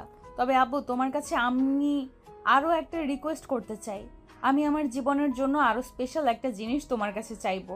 তুমি কি আমাকে ওই জিনিসটা দিবে? হ্যাঁ অবশ্যই, কেন নয়। তুমি আমার একমাত্র রাজকন্যা, সেটা তো আমি তোমাকে বললাম। তুমি আমার কাছে কোনো জিনিস চাইলে আমি কেন তোমাকে দেব না? অবশ্যই দেব। বলো তুমি আমার কাছে কি চাও, আমি তোমার জন্য সব করতে পারি। তুমি যদি আমার কাছে আকাশের চাঁদ চাও, তাহলে আমি তোমাকে ওই আকাশের চাঁদটাও এনে দিতে রাজি আছি। না আব্বু, আমি তোমার কাছে ওই রকম কোনো কিছুই চাইবো না। তবে আমি তোমার কাছে খুবই সিম্পল একটা জিনিস চাইবো, সেটা তো আমি তোমাকে বললাম। তবে এটা কখনো চাইবো না। আমি যখন আমার সময় হবে তখনই আমি তোমার কাছে চেয়ে নেব। ও আচ্ছা, ঠিক আছে, কোনো সমস্যা নেই। তোমার যখন মন চাইবে তখন তুমি আমার কাছে চেয়ে নেবে। আর তুমি আমার কাছে যা চাইবে আমি তোমাকে তাই, এবং তোমার চিন্তার কোনো কারণ নেই। যাই হোক, এখন চলো কেক কাটবে। এই বলে রিহার আব্বু রিহাকে নিয়ে কেক কাটতে চলে যায়। আর তখনই তিনি মাইকে অ্যানাউন্স করেন, আসসালামু আলাইকুম। আপনাদের সবাইকে অসংখ্য ধন্যবাদ আমার মেয়ের জন্মদিনের পার্টিতে আসার জন্য। আপনাদের জন্য আপনাদের জন্য আপনাদের জন্য একটা স্পেশাল সারপ্রাইজ আছে। দেখুন, আপনারা অনেকেই জানেন রিহা আমার একমাত্র মেয়ে। সে আমার আদরের রাজকন্যা, আমার একমাত্র সন্তান। তাকে আমি অনেক বেশি ভালোবাসি। আর আজ হলো আমার রাজকন্যার 20তম জন্মদিন। আর এই 20তম জন্মদিনে আমি আপনাদের কাছে একটা কথা প্রকাশ করতে চাই। উপস্থিত সবাই তখন রিহার বাবার দিকে তাকিয়ে আছে। রিহার বাবা কি এমন খবর জানতে চায় সেটা জানার জন্য অপেক্ষা করছে। এদিকে ওদের আগ্রহ নিয়ে অপেক্ষা করছে তার বাবা কোন বিষয়ের কথা জানতে চায়, কি বলতে চায়। তাই রিহা তার আব্বুকে বলতে থাকে, কি হলো আপু, তুমি থেমে গেলে কেন? কি বলতে চাইছো বলছো না কেন? আমি তো আর অপেক্ষা করতে পারছি না তুমি কি বলতে চাইছো সেটা জানার জন্য। দেখুন, আমি আসলে আমার মেয়ের ব্যাপারে আপনাদের সঙ্গে কথা বলতে চাই। আমার মেয়ের বয়স তো 20 বছর হয়ে গেল, এদের মধ্যে এসে অ্যাডাল্ট। তাই আমি ঠিক করেছি আমার ব্যবসায়ী বন্ধু আরব খানের ছেলে নিলয়ের সঙ্গে তার বিয়ে দিব। কথাটা শোনা মাত্রই রিহার পায়ের নিচ থেকে মাঠে সরে গেল। সে কোনোভাবেই ভাবতে পারছে না এটা। সে তার আব্বুর হাত ধরে বলতে লাগলো, এসব কি হচ্ছে আব্বু? তুমি হুটহাট করে আমাকে বিয়ের ব্যাপারে এইভাবে সিদ্ধান্ত নিতে পারো না। কারণ লাইফটা আমার লাইফের ব্যাপারে আমাকে সিদ্ধান্ত নিতে দাও। তাছাড়া তুমি এখন আমার সঙ্গে এই ব্যাপারে কথা বললে নিতে পারতে আমি কি বিয়ে করতে আদৌ প্রস্তুত কিনা। তাছাড়া আমি ছেলেটাকে বিয়ে করব কিনা সেটাও তো জানার বিষয়, তাই না? আরে মামুনি, তুমি আমার একমাত্র মেয়ে। আমি তো জীবনে এমন কোনো জিনিস তোমাকে এনে দেইনি যেটা তোমার পছন্দ হয়নি। তাহলে অবশ্যই আমি তোমার জন্য খুব ভালো ছেলেকেই পারচেস করছি, যাকে তোমার পছন্দ হবে। তাহলে আমি রিয়াক্ট করার কি আছে? আব্বু, আমি তোমার কথায় রিয়েক্ট করতে চাইছি না, শুধু আমি আমার মতামতটা তোমাকে জানাতে চাইছি। তুমি হুট করে কাউকে এনে দেবে আমার সামনে আর আমি তাকে বিয়ে করে নেব, এমনটা তো নাও হতে পারে। আমি একজনকে ভালোবাসি আব্বু। তোমার পছন্দের ছেলেকে বিয়ে করা আমার পক্ষে সম্ভব নয়। রিয়া, তোমাকে আমি আরও একটা কথা আরেকবার মনে করে দিচ্ছি। তুমি প্রেম ভালোবাসা যাই কিছু করো না কেন, সেগুলোর কোনো মূল্য আমার কাছে নেই, কারণ তুমি আমার একমাত্র মেয়ে। তোমাকে আমি আমার পছন্দ করা ছেলের সঙ্গে বিয়ে দেব। তুমি যাই বলো আর যাই করো, তোমার কথা কোনো শুনবো না এই ব্যাপারে। তাহলে তুমি আমার স্পষ্ট কথা শুনে রাখো, আমিও কিন্তু তোমার পছন্দ করা ছেলেকে বিয়ে করব না। প্রয়োজন হলে তোমাদের ছেড়ে, এই বাড়ি ছেড়ে, সব কিছু ছেড়ে অনেক দূরে চলে যাব। প্রয়োজন হলে সারা জীবনে আর কোনো দিনও তোমাদের কাছে আসবো না। তারপরও আমি আমার ভালোবাসার মানুষ ছাড়া অন্য কাউকে কোনো দিনও বিয়ে করতে পারবো না। এই কথা বলে রিহা সোজা সেখান থেকে চলে গেল। কিন্তু রিহার আব্বু প্রচণ্ড জেদি। তিনি তার বন্ধুকে কথা দিয়েছেন তার বন্ধু ছেলের সঙ্গে নিজের মেয়ের বিয়ে দেবেন। এখন তিনি কোনোভাবে কথার নড়চড় হতে দিতে পারেন না। তাই তিনি অনুষ্ঠান অসমাপ্ত রেখেই মেয়ের সঙ্গে কথা বলতে আসেন এবং মেয়েকে বলতে থাকেন, এসব কি হচ্ছে? তুমি কি আমার মান সম্মান ধুলে মিশিয়ে দেওয়ার জন্য এসব কিছু করছো নাকি? তুমি এভাবে সবার সঙ্গে আমাকে অপমান করার চেষ্টা কেন করছো? তুমি এক্ষুনি নিচে চলে যাও, সবাই তোমার জন্য অপেক্ষা করছে। তুমি কেক কাটবে আর তারপর সবাই খাওয়া দাওয়া করে নিজের বাড়িতে চলে যাবে। কিন্তু তুমি এভাবে হুট করে এখানে চলে এসেছো কেন? কেন চলে এসেছি সেটা কি তুমি বুঝতে পারছো না, নাকি বুঝতে চাইছো না? তোমাকে তো বললাম আমি তোমার পছন্দ করা ছেলেকে বিয়ে করব না। আমি অন্য একজনকে ভালোবাসি আর তাকেই বিয়ে করব। আর তাকে যদি না পাই জীবনে অন্য কোনো ছেলেকে কোনোদিনও বিয়ে করব না। প্লিজ তুমি নিজের মাথা ঠান্ডা করো, আর ঠান্ডা মাথায় চিন্তা ভাবনা করো, তারপর সিদ্ধান্ত নাও। তাছাড়া এই বিষয়ে পরে চিন্তা ভাবনা করা যাবে। এখন তুমি আমার সঙ্গে চলো নিচে, সবাই তোমার জন্য অপেক্ষা করছে। তুমি কেক কাটবে। রিহা তখন কোনো কথা বলল না, চুপচাপ তার আব্বুর সঙ্গে নিচে চলে আসলো আর কেক কাটলো। কারণ এখানে বাইরের মানুষ রয়েছে আর বাইরের মানুষের সামনে সিন ক্রিয়েট করাটা কোনো ভদ্র ফ্যামিলির মেয়েদের কাজ নয়। তাই সে চুপচাপ কেক কেটে দিল আর তারপর মুখ ভার করেই ওখান থেকে চলে আসে। এদিকে দেখতে দেখতে আরো 1 মাস সময় চলে গেল। রিহার আব্বুর বন্ধুর ছেলে 1 সপ্তাহ হয়েছে বাংলাদেশে এসেছে। আর আরাফ খান তার ছেলের সঙ্গে এই ব্যাপারে কথা বলে। নিলয়, তুমি তো খুব ভালো করেই জানো আমি আমার এক বন্ধুর মেয়ের সঙ্গে তোমার বিয়ে ঠিক করে রেখেছি। মেয়েটা দেখতে যেমন মাশাআল্লাহ তেমনি গুণবতী আর শিক্ষিত, স্মার্ট। আমি যে তোমার একমাত্র সন্তান। তুমি ছোটবেলা থেকে অনেক কষ্ট করে লালন পালন করে আমাকে মানুষ করছো, বিদেশে রেখে পড়াশোনা করিয়েছো। তুমি আমাকে যা বলবে আমি তাই করব। আমি কখনোই তোমার কথার অবাধ্য হব না। তুমি যদি কোনো কন্যা ল্যাংড়া লুজার মেয়েকেও আমার কাছে এনে দাও, আমি হাসতে হাসতে তাকে গ্রহণ করে নিব। আমি কখনোই তাকে অ্যাভয়েড করব না। হ্যাঁ বাবা, এটা আমি খুব ভালো করে জানি। তোমার উপর আমার সম্পূর্ণ ভরসা ছিল, তাই তো আমি আমার বন্ধুকে কথা দিতে পেরেছিলাম। যাই হোক, এ যুগের ছেলে মেয়ে বলে কথা। তাছাড়া আমি চাই তুমি বিয়ের আগে একবার তোমার জীবন সঙ্গে সরাসরি দেখা করে কথা বলে নাও। তাই আমি ঠিক করেছি আগামীকাল তুমি আমার সঙ্গে আমার বন্ধুর বাড়িতে যাবে এবং তার মেয়ের সঙ্গে দেখা করে কথা বলবে। কিন্তু আব্বু, আমি যে তোমাকে বললাম তুমি যেমন মেয়েকে আমার কাছে এনে দাও না কেন, আমি সেই মেয়েকে নিয়ে সংসার করব। আমি কোনো অভিযোগ করব না। কিন্তু তারপরও তুমি এইসব কথা কেন বলছো? আব্বু, আমি সব কথা শুনতে চাই না। না বাবা, এরকমটা বললে হবে না। আমি আমার বন্ধুকে বলে দিয়েছি আমি কাল তোমাকে নিয়ে তার মেয়ের সঙ্গে দেখা করতে যাব। আর তারপর তোমরা দুজনে সামনাসামনি বসে দুজনের সঙ্গে কথা বলে তারপরেই সিদ্ধান্ত নেব তোমরা বিয়েটা করবে কি করবে না। নিলয় তখন আর কোনো কথাই বলল না, কারণ সে তার বাবার একমাত্র ভদ্র ছেলে। তার বাবা তাকে যা করতে বলবে সে তাই করবে। সে তার বাবার কথাতে মরতেও রাজি আছে। তাই পরের দিন সকাল হতে না হতেই নিলয় তার আব্বু রেডি হয়ে নিল রিহাদের বাড়িতে যাওয়ার জন্য। সকাল 10টা নাগাদ নিলয় আর তার আব্বু রিহাদের বাড়িতে চলে আসে। কলিং বেল চাপ দিতেই রাজ এসে দরজা খুলে দেয়। তাদের দুজনকে দেখে বলে, আসসালামু আলাইকুম। আপনারা কারা? আপনাদেরকে তো চিনতে পারলাম না। কোথা থেকে এসেছেন আর কার সঙ্গে দেখা করতে এসেছেন? তখনই নিলয়ের আব্বু নিজের পরিচয় দেয়, আর তখন রাজ তাদেরকে নিয়ে ড্রয়িং রুমের সোফাতে বসতে দেয়। আর তারপরও আব্বুকে ডাকতে থাকে। বড় আব্বু, ও বড় আব্বু, কোথায় তুমি?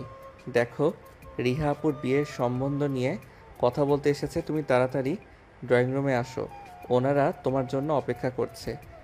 তুমি ওনাদেরকে বসতে দাও, আমি একটা কাজ করছি, আর কাজটা শেষ করে এক্ষুনি আসছি। তার 5 মিনিট পর রিহার আব্বু সেখানে আসে, আর তাদের দুই বন্ধু মিলে গল্প করতে থাকে। নিলয়কে রিহার আব্বুর বেশ পছন্দ হয়েছে, তাই তিনি রিহার আম্মুকে বলেন, রাহেলা, রিহাকে একবার এখানে নিয়ে আসো, ওনারা রিহার সঙ্গে দেখা করতে এসেছে। রিহার আম্মু তখন রিয়াকে ডাকতে চায়, আর এদিকে রিহা তখন নিজের রুমে শুয়ে শুয়ে ঘুমাচ্ছিলেন। তার আম্মুর ডাক শুনে উঠে বসে, আর তার আম্মুকে বলতে থাকে, কি ব্যাপার, কি হয়েছে দেখতে চাও তো? আমি ঘুমাচ্ছিলাম, তাহলে আমাকে ঘুম থেকে ডেকে তুললে কেন? তোমাদের কি খেয়ে দেয়ে কোনো কাজ নেই নাকি? সারাদিন আমাকে বিরক্ত করাই একটা কাজ পেয়েছো? দেখ, তোকে বিরক্ত করার কোনো ইচ্ছে আমার নেই। আমি তোকে বিরক্ত করতে আসবো কেন? তোর আব্বু আমাকে বলল তোকে ডেকে নিয়ে যেতে।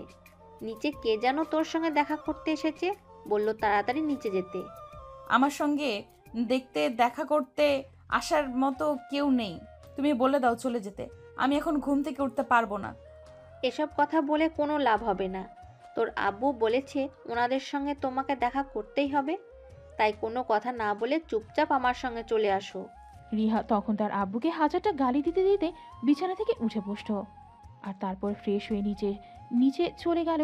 নিচে অপরিচিত দুজন লোককে দেখতে পেয়েছে। অনেকটা অবাক হয়ে তার আব্বুকে বলল, আব্বু, এই লোক দুটোকে, এদেরকে তো আমি এর আগে কখনো দেখিনি, তাহলে ওরা আমার সঙ্গে দেখা করতে আসলো কি করে? তোমাকে বলছিলাম না, আমার বন্ধুর ছেলের সঙ্গে আমি তোমার বিয়ে ঠিক করছি। এই হলো আমার বন্ধু আর আমার বন্ধুর ছেলে, ওরা তোমার সঙ্গে দেখা করতে এসেছে। আব্বু, আমার মনে হয় সত্যি সত্যি তোমার মাথা খারাপ হয়ে গেছে। তোমাকে আমি বললাম আমি কোনোভাবেই তোমার বন্ধুর ছেলেকে বিয়ে করতে পারবো না। আমি অন্য একজনকে পছন্দ করি আর তাকে বিয়ে করতে চাই। তারপরও কেন তুমি এই ছেলেটাকে আমাদের বাড়িতে ডেকে নিয়ে আসলে? তুমি কি আমার কোনো কথাই শুনবে না নাকি? আমার কোনো কথার কোনো মূল্য তোমার কাছে নেই বলে তুমি কোনটা চাও? আমি নিজের ইচ্ছেগুলোকে বলিদান দেই যে তোমার ইচ্ছে পূরণ করি? এটা আমি কোনোদিনও করতে পারবো না। প্লিজ আব্বু, তুমি আমাকে ক্ষমা করে দাও, আমি তোমার কথা রাখতে পারবো না। বন্ধু, এসব আমি কি শুনতেছি? তোমার মেয়ে এগুলো কি বলতেছে? তুমি কি আমার ছেলের ব্যাপারে তোমার মেয়েকে কোনো কিছু বলনি নাকি যে তোমার মেয়ে কোনো কিছুই জানে না? আমি আপনার ছেলের ব্যাপারে জানতে কোনো আগ্রহী নই। আমি অন্য একজনকে ভালোবাসি আর তাকেই বিয়ে করতে চাই। এখানে আপনার ছেলে যদি মুকেশ আম্বানিও হয়, তারপরও আমি দ্বিতীয়বার ভেবে দেখব না। আপনি আপনার ছেলেকে নিয়ে চলে যেতে পারেন, আমি আপনার ছেলেকে কোনোদিনও বিয়ে করতে পারবো না। আশা করি আপনি আপনার উত্তর পেয়ে গেছেন। এখন চুপচাপ নিজের ছেলেকে নিয়ে এখান থেকে চলে যান, এটাই আপনার জন্য সবচাইতে ভালো হবে। এরপর আমি আপনার সঙ্গে কোনো কথা বলতে চাই না। আশা করি আপনি ভদ্রলোক, ভদ্রতার পরিচয় দিবেন। রিহার এমন কর্মকাণ্ডে উপস্থিত সবাই অনেকটা হতভম্ব হয়ে গেছে। রিহার আব্বু রিহাকে এতটা ভালোবাসে, রিহার কোনো আত্মার কোনোদিন অপূর্ণ রাখে না, আর সেই রিহাই কিনা তার বাবার মুখের উপর কথা বলছে আর তার বাবাকে অপমান করছে। এগুলো রিহার বাবা আর সহ্য করতে না পেরে তখনই হার্ট অ্যাটাক করে বসে, আর বাড়ির সবাই তখন রিহার বাবাকে নিয়ে হসপিটালে চলে যায়। অপরদিকে নিলয় তার আব্বুকে বলতে থাকে, এই লোকটা তোমার কেমন বন্ধু? আমি তো সেটাই বুঝতে পারছি না। তুমি তার মেয়ের সঙ্গে আমার বিয়ে ঠিক করলে, আর সেখানে তার মেয়ে কিনা তার মুখের উপর এতগুলো কথা বলে দিল, আর সেই লোকটা কত সুন্দর করে হার্ট অ্যাটাকের নাটক করলো। দেখো, আমার কিন্তু এগুলো একদমই ভালো লাগছে না। তুমি তাড়াতাড়ি করে আমার জন্য বিয়ের সম্বন্ধ করো, আমি বিয়ে করতে চাই। দেখো বাবা, একদম ওলা হয়েও না। দেখো, বাংলাদেশের মেয়ের কিন্তু অভাব পড়েনি। আমি তোমার জন্য কিছুদিনের মধ্যেই মেয়ে দেখে বিয়ে সম্বন্ধ করেছি, তুমি কোনো চিন্তা করো না। আসলে মেয়েটা অনেক অহংকারী, মেয়েটার সঙ্গে কথা বলে আমি সেটা বুঝতে পেরেছি। যদি আগেই মেয়েটার সঙ্গে কথা বলতাম তা মেয়েটার সঙ্গে তোমার বিয়ের সম্বন্ধ করতাম না, আর এভাবে অপমানিত হতাম না। তবে কি, তুমি কোনো চিন্তা করো না। দেখো, আমি এত কথা শুনতে চাই না। আমি 1 সপ্তাহের মধ্যে বিয়ে করতে চাই। এখন তুমি কিভাবে আমার বিয়ে করার বা সেটা তোমার ব্যক্তিগত ব্যাপার। আমি কোনো কথাই শুনতে চাই না। এই বলে নিলয় তার আব্বু রিহাদের বাড়ি থেকে বের হয়ে নিজেদের বাড়িতে চলে যায়। আর এদিকে হসপিটালে ট্রিটমেন্ট চলতে থাকে। ডাক্তার রিহার আব্বুকে হার্টের কিছু পরীক্ষা করতে দেয়। আর পরীক্ষাগুলো করানো হলেই রাজের আব্বু রিপোর্টগুলো নিয়েই ডাক্তারের কাছে যায়। তারপর যা বললো ওটা শোনার জন্য উপস্থিত কেউই প্রস্তুত ছিল না। দেখুন, আপনার ভাইয়ের হার্টের অবস্থা একদমই ভালো নয়। তাছাড়া ওনার শারীরিক স্বাস্থ্য খুব একটা ভালো নয়। আমার মনে হয় ইদানিং উনি অনেক দুশ্চিন্তাগ্রস্ত আছেন। আপনারা ওনার কথা মতন চলুন। আর আমার মনে হয় উনি বেশি দিন বাঁচবেন না। ওনার কিডনি দুটো ড্যামেজ হয়ে গেছে। এসব কি বলছেন আপনি ডাক্তার? আমার ভাইয়ের কিছু হতে পারে না। আপনি আমার ভাইয়ের পরীক্ষাগুলো আর একবার করে দেখুন। আপনার রিপোর্ট হয়তো ভুল এসেছে। দেখুন, আমি যা বলছি একদম ঠিক কথাই বলছি। আর আমি টেস্টগুলো অনেক ভালো করে দেখেছি, কোনো ভুল কথা বলছি না। আপনার ভাইয়ের কিডনি দুটো ড্যামেজ হয়ে গেছে আর হার্টের অবস্থাও ভালো নয়। উনি বেশি হলে 2 মাস বেঁচে থাকবেন, এরপর আর উনি পৃথিবীতে থাকবেন না। আমি এই কথা বিশ্বাস করতে পারছি না। আমার মনে হয় আপনাদের মেশিনের সমস্যা আছে। আমি অন্য হসপিটালে নিয়ে যাব, আর সেখানে আমি আমার ভাইয়ের পরীক্ষা নিরীক্ষা করাবো। আমার ভাইয়ের এরকম কিছু হতেই পারে না। দেখুন, আপনার যা ইচ্ছা আপনি তাই করাতে পারেন, কিন্তু রিপোর্ট একদম ঠিক আছে। আর আমাদের মেশিনেও কোনো সমস্যা নেই। আমরা যা বলছি একদম সত্য কথা বলছি। তাছাড়া আমরা আপনাকে মিথ্যা কথা কেন বলতে যাব? আপনাকে মিথ্যা কথা বলে কি আমাদের আরও কোনো লাভ আছে? আমাদের তো কোনো লাভ নেই। তাহলে আপনাকে মিথ্যা কথা কেন বলতে যাব? আপনি নিজেই বলেন। ডাক্তারের কথা শুনে রাজের আপু কান্না করতে করতে এটা দেখে রাজ তার আব্বুর পাশে এসে দাঁড়ায় আর তার আব্বুর কাঁধে হাত রেখে বলতে থাকে, আব্বু চিন্তা করো না, আল্লাহর ফয়সালা আমাদেরকে মেনে নিতে হবে। আল্লাহ যেটা ভালো মনে করেন সেটাই হবে। আমরা তো আল্লাহর উপর গিয়ে কোনো কিছু করতে পারবো না। বাবা, এটা মেনে নিতে পারছি না। তুমি জানো, আমার জন্মের পর থেকে আমার মা বাবাকে হারিয়ে ফেলেছি। আমার ভাই আমার জন্য কত কষ্ট করেছে, আর এখন কিনা সেই ভাই আমাকে ছেড়ে চলে যাবে। এটা আমি মেনে নিতে পারছি না। আল্লাহ, তুমি আমাকে উঠিয়ে নাও, কিন্তু তার বিনিময়ে আমার ভাইকে রেখে যাও। আমার ভাইকে ছাড়া আমি 1 সেকেন্ডের পৃথিবীতে থাকতে চাই না। প্লিজ তুমি নিজেকে শান্ত করো, এরকম করো না। আল্লাহর কাছে দোয়া করো, আল্লাহ যেন ভাইজানকে বাঁচিয়ে রাখে। নামাজ পড়ো, আর নামাজে আল্লাহর কাছে এটাই চাও, আল্লাহ কখনোই কাউকে নিরাশ করে না। দেখো। অতপর আরও 3 দিন চলে গেল। 3 দিন পর রিহার আব্বুকে হসপিটাল থেকে রিলিজ করা হলো আর তারপর বাসায় নিয়ে আসা হলো। আর এদিকে রিহা 2 দিন তার আব্বুর সঙ্গে দেখা করতে গেলেও রাহেলা বেগম একটাবারও নিজের স্বামীর সঙ্গে দেখা করতে হসপিটালে যাননি। তিনি এক আকাশ সমান অভিমান নিয়ে বাড়িতে বসে আছেন। বাড়িতে আসা মাত্রই তিনি রাজের আব্বুকে উদ্দেশ্য করে বলতে থাকেন, তোমার জন্য সব কিছু হয়েছে, আর যদি তুমি না থাকতে তাহলে এইসব কিছুই হতো না। আমার স্বামী একদম ভালো থাকতো আর সুস্থ থাকতো। তুমি ইচ্ছে করে আমার স্বামীকে সব সময় প্যারাই রাখো, আর সেই জন্যই আজ আমার স্বামীর সঙ্গে এত বড় একটা দুর্ঘটনা ঘটে গেল। ভাবি, এখানে আমার দোষ তুমি কোথায় খুঁজে পাচ্ছ? আমি এখানে কি করলাম? বাড়িতে যখন মেহমান এসেছিল আর ভাইয়ের সঙ্গে কথা বলছিল, তখন তো আমি বাড়িতেই ছিলাম না। আমি তো অফিসের কাছে ব্যস্ত ছিলাম। তাহলে তুমি এখানে আমার দোষ কোথায় পাচ্ছ? তুমি কি আমাকে বোকা পেয়েছো নাকি? আমি সব কিছুই বুঝতে পারি। এসব কিছুর পেছনে তোমার হাত আছে।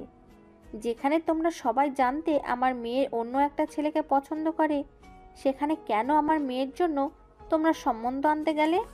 তখন রাজের বাবা রিহার আম্মুকে বুঝিয়ে কিছু বলতে গেলেন, কিন্তু রিহার আম্মু কোনো কথাই শুনলেন না। উল্টে তিনি রাজের আব্বুর সঙ্গে ঝগড়া বেঁধে দিলেন। রাজের আব্বু তখন আর রিহার আম্মুর সঙ্গে কোনো কথা না বলেই নিজের রুমে চলে যান, কারণ তিনি খুব ভালো করে জানেন এখন রিয়ার আম্মুর কথা শুনে বলতে গেলেই 5টা কথা শুনতে হবে, তার সাথে বরং চুপ থাকাই উত্তম। তাছাড়া রিহার আম্মুর সঙ্গে কথা বলে একদমই অনর্থক। এই মহিলা শুধু ঝগড়াই করতে জানে। এখন ঝগড়া করার মতো কোনো মন মানসিকতা আর রাজের আব্বুর নেই, কারণ তিনি একমাত্র ভাইকে হারাতে বসেছেন। এই মুহূর্তে ভাইয়ের চাইতে ইম্পর্টেন্ট তার কাছে আর কোনো কিছুই নেই। অপরদিকে 2 দিন পর রিহার আব্বু মোটামুটি সুস্থ হয়। তখন রিহার আম্মু রিহাকে নিজের রুমে ডেকে নেন আর বলেন, রিয়া, আমি তোমার বাবা। আমি তোমার জন্য সবকিছুই করতে পারি। তুমি তো আমাকে বলছিলে তুমি অন্য একটা ছেলেকে পছন্দ করো। তুমি কোন ছেলেকে পছন্দ করো সেটা আমার কাছে বলো। তুমি যেই ছেলেকে পছন্দ করো আমি তোমাকে তার হাতে তুলে দেব। যেন আমার সময় খুব একটা নেই, আমি বেঁচে থাকতে থাকতেই তোমার একটা ব্যবস্থা করে যেতে চাই। বাবা, তুমি সত্যিই আমাকে ভালোবাসো আর আমার কথা রাখো, তাহলে আমি তোমাকে বলতে পারি আমি কাকে পছন্দ করি আর কাকে ভালোবাসি। এই কথা বলে রিহা তার বাবাকে সমস্ত ঘটনা আর সব কথা খুলে বলে। সবকিছু শুনে রিহার আব্বু তাকে বলে, এসব তুমি কি বলছো মা? তোমার কি মাথা খারাপ হয়ে গেছে? রাজ তোমার ছোট ভাই, সে আমার আপন ভাইয়ের ছেলে। তাছাড়া সে তোমার সাথে 3 বছরের ছোট। তুমি এসব কথা ভাবছো কি করে? আমি কোনো কিছু জানি না আপু, আমি তাকে ভালোবাসি। তাকে দেখলে আমার মনের ভেতর কেমন যেন একটা ফিলিংস চলে আসে, তাকে কাছে পেতে ইচ্ছে করে। আমি রাজকে যদি বিয়ে করতে না পারি তাহলে পৃথিবীর কোনো ছেলেকে আমার শরীরে স্পর্শ করতে দিব না, কারণ আমি আমার সতীত্ব আর বাকি সব কিছু রাজকে দিয়ে দিয়েছি। এখন শুধু আমার দেহটাই পড়ে আছে। চুপ করো তুমি, এগুলো আমি আর শুনতে পারছি না। তোমার যদি রাজকে বিয়ে করার ইচ্ছে থাকে তাহলে আমি তাই করব, কিন্তু তারপরও তুমি ভালো থাকো, কারণ তুমি তো আমার মেয়ে। তুমি আমার কথা না মানলেও তোমাকে তো আমার কথা মানতেই হবে। অতঃপর রিহার আব্বু রাজের আব্বুকে নিজের রুমে ডেকে নেন আর সবকিছু খুলে বলেন। সবকিছু শুনে রাজের আব্বু রিহার আব্বুকে বলেন, ভাইয়া, আমার কোনো আপত্তি নেই, তুমি যেটা ভালো মনে করো সেটাই করো। কারণ আমার বাবা মায়ের পর তুমি আমার ভালো মন্দের চিন্তা করে এসেছো। আমি খুব ভালো করে জানি তুমি যাই সিদ্ধান্ত নাও সেটা আমার জন্য ভালোই হবে। আর তোমার সিদ্ধান্ত যদি আমার খারাপও লাগে তাতেও আমার কোনো আপত্তি নেই, কারণ আমি তোমার বিশ্বাস আর ভরসা দুটোই করি। তোমার কথাতে আমি আমার নিজের জীবনে সব কিছু বিসর্জন দিতেও রাজি আছি। তুমি যা বলবে তাই হবে। হ্যাঁ, সেটা না হয় বুঝলাম, কারণ তুই আমার ভাই। কিন্তু রাজ আর রাজের আম্মু এই ব্যাপারে রাজি হবে? আমি তো সেটাই ভেবে পাচ্ছি না। তাছাড়া রাজ এখনো অনেক ছোট, সে এখনো প্রাপ্তবয়স্ক হয়নি। এসব ব্যাপারে তুমি কোনো চিন্তা করো না, আমি সব কিছু ঠিক করে নেব। আর রাজের আম্মুর ব্যাপারে ও তোমাকে কোনো চিন্তা করতে হবে না। আমার বউ কখনোই আমার উপরে কথা বলবে না। তুমি তো খুব ভালো করে জানো আমার বউ কতটা বাধ্য। অতঃপর দুই ভাই মিলে রিহা আর রাজের বিয়ে দেওয়ার সিদ্ধান্ত নেয়। আর কিছুদিনের মধ্যে তারা শুভ কাজটা সেরে ফেলে।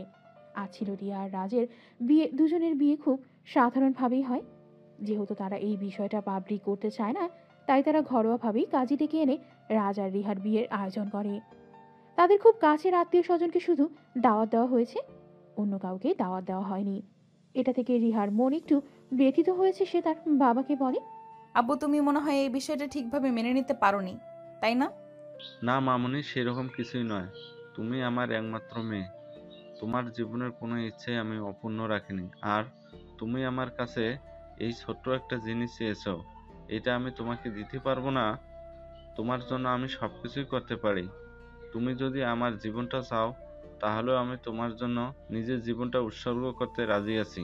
আমার কত ইচ্ছে ছিল মহা ধুমধাম এর সঙ্গে আমার বিয়ে হবে, কিন্তু তুমি আমার বিয়েটা তো ছোট্ট করে আয়োজন করে দিচ্ছ কেন বলো তো? দেখো, আমি শুধু মান সম্মানের কথা চিন্তা করছি। আমাদের আত্মীয় স্বজন যারা, তারা তো আমাদেরকে ছোট করে কথা বলবে না। যারা বাইরের মানুষ তারা তো অবশ্যই আমাদেরকে ছোট করে কথা বলতে ছাড়বে না। তাই তারা যাতে তোমার দিকে আঙ্গুল তুলে কথা বলতে না পারে, তাই আমি এই বিষয়টাকে গোপনে রাখতে চাই। দেখো, একজন যদি তোমার আড়ালে তোমাকে কথা বলে তাহলে সেটা তোমার গায়ে লাগবে না, কিন্তু কেউ তো একজন যদি তোমার সামনে তোমাকে একটা কথা বলে তাহলে সেটা অবশ্যই তোমার গায়ে লাগবে। তাই আমি চাই কেউ তোমার সমালোচনা করলে দূরে থেকে করুক, যেন কেউ তোমার সামনে থেকে তোমার সমালোচনা করতে না পারে। এরপর রিহা আর কোনো কথাই বলে না। এদিকে দেখতে দেখতে বিয়ের সব কাজ শেষ হয়ে গেল, কিন্তু রাজ কোনোভাবেই এগুলো মেনে নিতে চাইছিল না। সে বারবার তার ফ্যামিলির মানুষসহ সবাইকে নিষেধ করেছিল এটা না করতে। সবাইকে এই বিয়েটা আটকানোর জন্য অনেক রিকোয়েস্টও করেছিল, কিন্তু কেউ তার কোনো কথাই শুনল না। দেখো বাবা, তুমি আমাকে ক্ষমা করে দিও, আমি তোমার জন্য কিছুই করতে পারলাম না। আসলে আমার কাছে ভাইয়ের আগে আর কোনো কিছুই নেই। আমার ভাই ছোটবেলা থেকে আমাকে অনেক ভালোবাসা দিয়েছে, আর তার ঋণ আমি কোনোদিনই শোধ করতে পারবো না। সে তোমাকে চেয়েছে, তাই আমি আর তাকে ফেরাতে পারলাম না। তুমি আমাকে ক্ষমা করে দিও। হয়তো এটাই তোমার আর আমার ভাগ্যে লেখা ছিল। এই কথা বলে রাজের আব্বু নিজের রুমে গিয়ে দরজা বন্ধ করেই কান্না করতে থাকে। আসলে তিনিও এটা চাননি, কিন্তু কি করবেন? ভাইয়ের অনুরোধ বলে কথা তিনি এটা ফেলতে পারবেন না। যেভাবেই হোক তাকে এটা রাখতেই হবে। যাই হোক, এদিকে বিয়েটা হয়ে গেল। অবশেষে রাজকে কবুল বলতেই হলো, কারণ তার সঙ্গে আর কোনো পথ খোলা ছিল না। এদিকে রাজের রুমটা আজ মোটামুটি ভাবে সাজানো হয়েছে। যেহেতু এই বিয়েতে ফ্যামিলির কারণে তেমন কোনো মত নেই, রাজ নিজের রুমে সেই ব্যালকনিতে গিয়ে বসে আছে।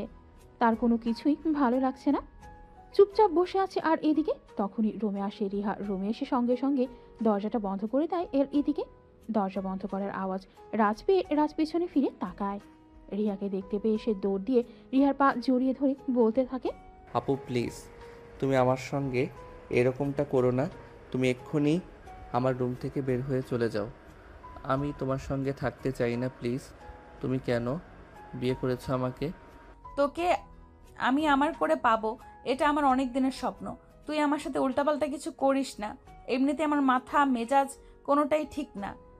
অনেক ইচ্ছে ছিল মহা ধুমধাম করে আমার বিয়ে হবে, কিন্তু কোনোটাই তো হলো না। তাই তোকে রিকোয়েস্ট করে বলছি, এমন কিছু করিস না যাতে আমার মেজাজ খারাপ হয়। আপু, তুমি তো আমার পুরো জীবনটাই নষ্ট করে দিচ্ছ। তুমি কেন করছো আমার সাথে এরকমটা? আমি সমাজে মুখ দেখাবো কি করে? সবাই বলবে আমি নিজের স্বার্থের জন্য নিজের বোনকেই বিয়ে করেছি। তুমি আমাকে এত বড় অপমানের ভাগিদার করো না, প্লিজ। এটাকে যদি তোর অপমান মনে হয়, তাহলে আমি তোকে বলবো আমি আমার ভালোবাসার ভাগ কাউকে দিতে চাই না, আর আমি আমার ভালোবাসার ভাগ কখনো কাউকে দিতে পারবোও না। তাই এটা করা ছাড়া আমার আর কোনো উপায় ছিল না। আমি তাকে অনেক অনেক বেশি ভালোবাসি। তোকে আমার সঙ্গে অন্য কারোর হতে দিতে আমি কোনো দিনই পারবো না। তাই তোকে নিজের করে নিয়েছি, যাতে আমার এই ভালোবাসার ভাগ কখনো কাউকে দিতে না পারি। রাজ অনেক রিকোয়েস্ট করে রিহা যেন রাজের রুম থেকে বের হয়ে রিহার নিজের রুমে চলে যায়, কিন্তু রিহা রাজের কোনো কথাই শুনল না। সে রাজের পাঞ্জাবির কলার টেনে ধরে এনে বিছানার উপর বসায়।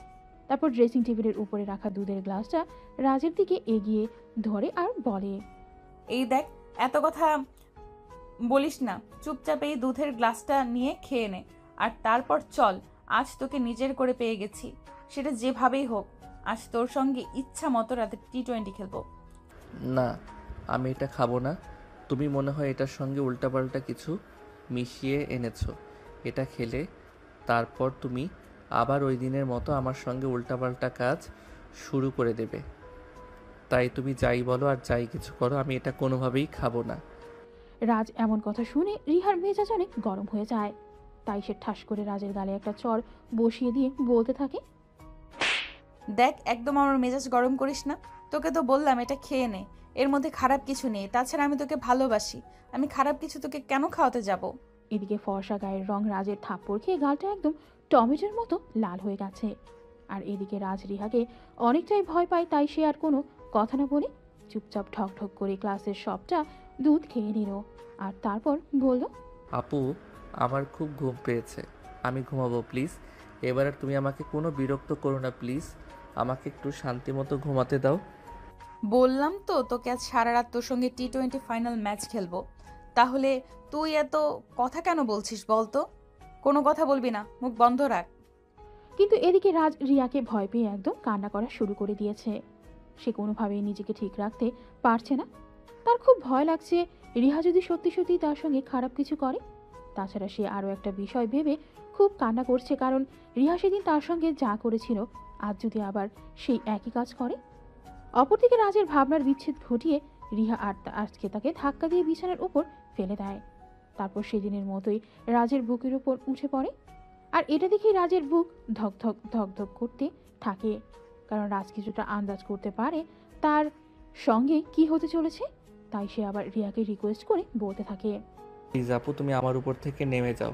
আমার সঙ্গে আর ওগুলো করো না যেগুলো সেদিন করেছিলে। কিন্তু রিহা তার কোনো কথা না শুনেই তার ঠোঁট দুটোর উপর আক্রমণ করে। আর তারপর রাজের পুরো শরীরেই হাত দিতে শুরু করে। এভাবে চলতে থাকে প্রায় আধ ঘন্টা ধরে। রাজ নিজেকে আর কোনোভাবেই কন্ট্রোল করতে পারছে না। আর এদিকে রিহাও তাকে এক সেকেন্ডের জন্য ছাড় দিচ্ছে না। সারা শরীরে ভালোবাসার আলিঙ্গন করছে, কখনো ঠোঁটে, কখনো গালে, কখনো গলায়, আর কখনো ঘাড়ে, কখনো বা শরীরের বিভিন্ন জায়গায়। এরপর রাজ যখন পুরো দমে উত্তেজিত হয়ে পড়ে, তখনই রিহা নিজের মনস্কামনা পূর্ণ করে। এভাবে প্রায় 1 ঘন্টার মতো চলে যায়। 1 ঘন্টা পর রিহা রাজকে ছেড়ে দেয় আর বলতে থাকে, দেখ, এখন আর আমার সঙ্গে এগুলো করিস না। এখন থেকে ফাইনালি তুই আমার হয়ে গেছিস। যাই কিছু করিস না কেন তুই নিজেকে কিন্তু কোনোভাবেই আমার থেকে দূরে রাখতে পারবি না। দিন শেষে তোকে আমার কাছেই ফিরতে হবে। তাই এখন আর এমন করিস না আমার সঙ্গে। বল, আমার কাছে থাকবি, ছেড়ে যাবি না আমাকে? ছেড়ে আর যাব কোথায়? তুমি তো আমাকে দূরে যেতে দেবেই না, তাহলে আমি যাব কি করে? তাছাড়া একটা কথা বলি, আজ কিন্তু আমারও ভালো লেগেছে। সত্যি বলছিস? তাহলে চল আরেক রাউন্ড খেলি। না, আজ আর নয়, এখন থেকে তো আমরা একসাথে থাকবো, তাহলে তো প্রতিদিনই খেলতে পারবো। আচ্ছা ঠিক আছে, তাহলে চল ঘুমিয়ে পড়ি। এই বলে রাজ আর রিহা দুজনকে জড়িয়ে ধরে ঘুমিয়ে পড়লো। আর এভাবে শুরু হলো তাদের দুষ্টু মিষ্টি একটা প্রেমের গল্প। তো ভিউয়ার্স, আমাদের আজকের গল্পটা এই পর্যন্তই ছিল। গল্পটা আপনাদের কাছে কেমন লেগেছে অবশ্যই কমেন্টে জানাতে ভুলবেন না। সবাই ভালো থাকবেন, সুস্থ থাকবেন। আবারও দেখা হবে নতুন কোনো প্রেমের গল্পে। সে পর্যন্ত সবাই অপেক্ষায় থাকুন।